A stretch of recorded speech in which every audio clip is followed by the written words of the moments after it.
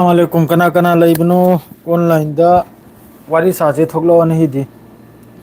नहीं दी सांग न तौगे लाइफ से नहीं दी ngarangsु सांग न तौगान खलमने अदु ngamde karigino khangde warak pasino imara पाउसी फोन नंबर पिरो फोन नंबर करेगिनो इता हम ताहिबिरो सरजू सरजू व्हाट्सएप ग्रुप के वर्डी आइना नंबर दो habla kane sida nahi gi live sida tension लौरुनु व्हाट्सएप ग्रुप ता सोदम के habla kani nasidagi पाउ तानिंग बा माद्रेदी वीडियो यंग आई दी वीडियो से नपलो ये आई की रे सेंगना दे यम साथिन की रे करगा दी ममांग दाई की कम से कम 6000 सब्सक्राइबर होइरेगा चैनल अदु पूरा स्ट्राइक फंगना पूरा डिलीट होइखिरमना अदुननी वरो भी आदे आई habla के नंबर habla के टेंशन लौरुनु नंबर habla के अदु करे करम पाव नो ई पाव से हाइफादा मक्का नई खरे ईरान की तरफ तगी अदु ग लोइना ना हौजिक ता इजराइल की तरफ तगी मक्का ईरान की करम मफम ना द सिरास हारिब सिटी सिदा सिरास हारिब सिटी माद्रेदी अहबास हारिस यामन साउना हेवी बॉम्बार्ड है दो तौरे साउथ वेस्ट ईरान दनी मासे साउथ वेस्ट ईरान मन हौजिक की पावनी मिनिट कुंथ्रा ममांगी पावनी यामन साउना माद्रेदी आली खुमेनी सुप्रीम लीडर की तरफ तगी हाई खरे जायोनिस्ट मखैबु सजा पीबे मतम से यौरा है पाव से तलतल हरक्सी मी से ला याम लखिसन थबुक थरा चिन नमारे मयाम से नसीदी इराइनी ना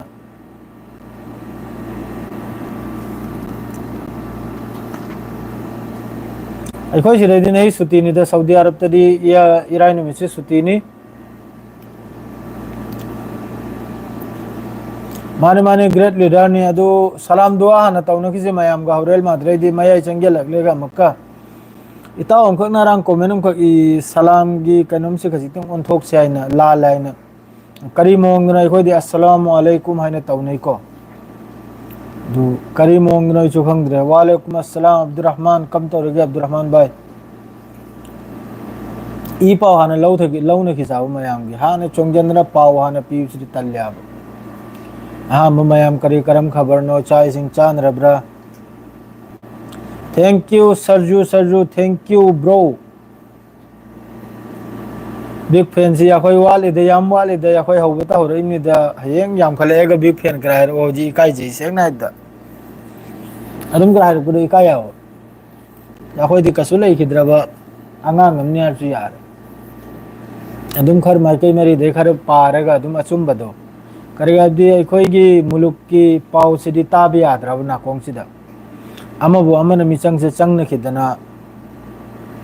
अल्हम्दुलिल्लाह नुंगाइरे अब्दुर्रहमान अमगी अमन मिचंग से चंग नखिदना मीडिया से मोंग की पाव से अदुना तलबम यावदन इसाना अदुम लाउथोकचरमनी यूट्यूब सिदा आई चाद्री अखोई दी होटल नि दना होटल जिंदाबाद नि हयेंग थोंगनी हयेंग आलू एरोलगनी हयेंग सोयदमकी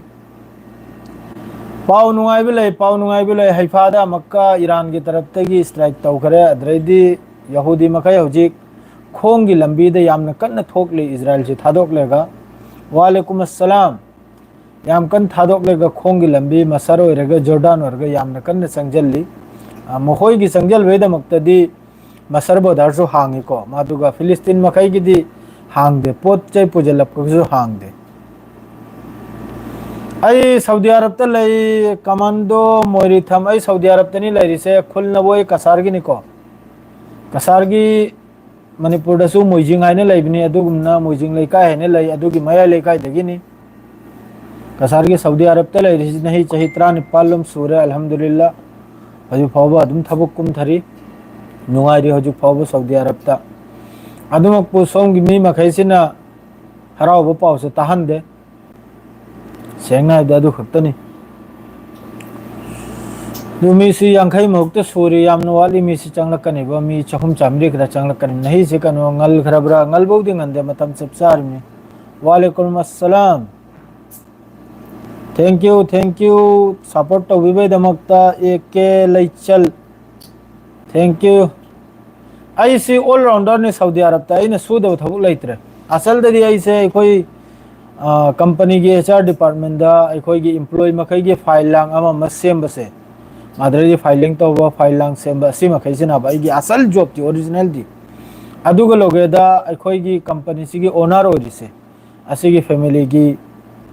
मचा मसू मादरे दी हनुबी हनुबा एयरपोर्ट ते लौरुबा पुथोक पुदिन तौबा बहरन पुदन चंग बसिकुम बसे वालेकुम अस्सलाम हबीबुर रहमान पाकिस्तान की वाहर अनुदा मखोई सिगी वाहर कनुदा मखोई सिगी वाहर कनु मखोई सी अदुम तौसंद्रिम नहयंग याम अमेरिका न कुल वाइब कुल खिदरु मखोई सिगी वा करिम तो मखोई से सिदे चप्प मी दुना सिदे चप्प कंट्री ना मथक द लोन न पैदन लई रे पाकिस्तान की मथक आइदा अदुम तो लाउसंद्रिम नहयंग कन्न चेक्सल लपक कांदने आइजु मथोंगम ना हेवरु दरिम मादरे दे हजी फ्रांस की जर्मन की कनोम फ्रांस जर्मन की मखोई की वारशिप अमा ईरान लोमदे चंगलपगी पावम ताई ईरान लोमदा हजी रेड सी असोमदे लापगी पावम ताई हुटी सु एक्टिव होइखरे एक नंबर दा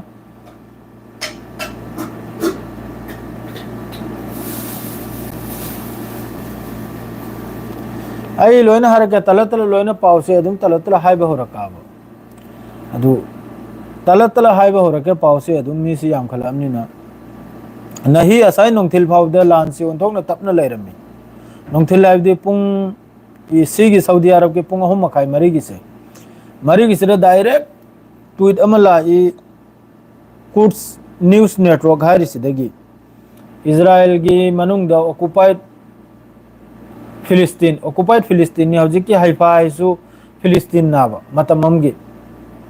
हाइफा हाइसु अस्ता इजराइल आई लोइन फिलिस्तीन ने अद्रमान न्यूज़ इरेसी साइरेन खोंगले सिनी ऑक्युपाइड फिलिस्तीन दा कांगथोय गे यंग बकांद मान दाक तौरी मखैसि लोइन हाइफा एरिया सिदनाबा तबते मिनिट अमय मतुंग हिट ओइबगी पावसी अदुम लाकले हिट ओइबे पावसी दा मी मसिबगी वानी